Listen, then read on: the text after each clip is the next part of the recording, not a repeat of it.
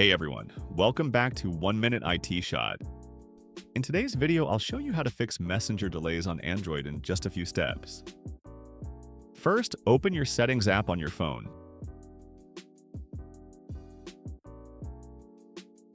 In the search bar, type Applications and tap to open it.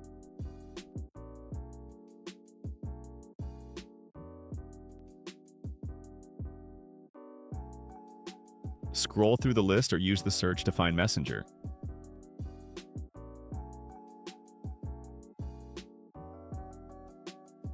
Tap on it to open the app info page. Now tap on Force Stop or Force Quit. This closes Messenger completely in the background. Next, tap on Storage, then select Clear Cache. This removes temporary files that could be causing the delay. And that's it! Restart Messenger, and it should run much smoother without delays.